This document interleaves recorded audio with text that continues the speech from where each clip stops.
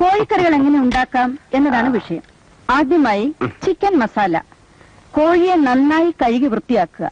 ആവശ്യത്തിനുള്ള മുളക്, മല്ലി, കുരുമുളക്, കറിമസാല, ഇഞ്ചി, ഉരുളക്കിഴങ്ങ്, തക്കാളി, പച്ചമുളക് ഇവ റെഡിയാക്കി അടുത്ത് വെക്കുക. മുളക്, മല്ലി, കറിമസാല, വെളുത്തുള്ളി ഇവ നന്നായി അരച്ചെടുക്കേണ്ടവയാണ്. ഉപ്പിനെ കുറിച്ച് ഞാനിവിടെ പറയുന്നില്ല, പക്ഷെ അത് ഇടേണ്ടപ്പോൾ കറിയിലിടാൻ മറക്കരുത്. ഇനി കോഴിയെ കയ്യിലെടുക്കുക.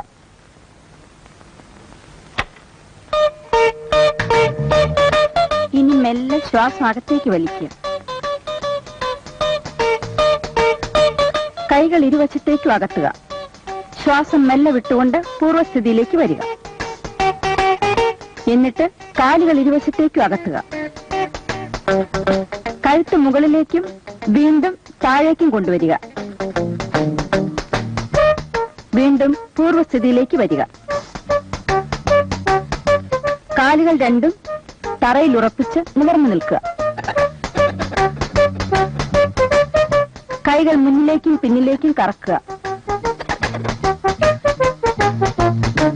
അതുപോലെ തലയും കഴുത്ത് ലൂസാക്കി കറക്കുക.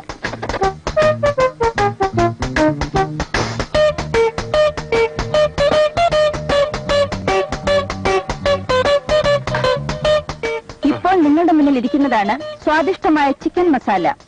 ഇനി വൃത്തിയായ പാത്രത്തിൽ സാലഡുകളോടൊപ്പം വിളമ്പിയാൽ മാത്രം മതി. ഇന്നത്തെ പാചകലോകം ഇതോടെ അവസാനിക്കുന്നു.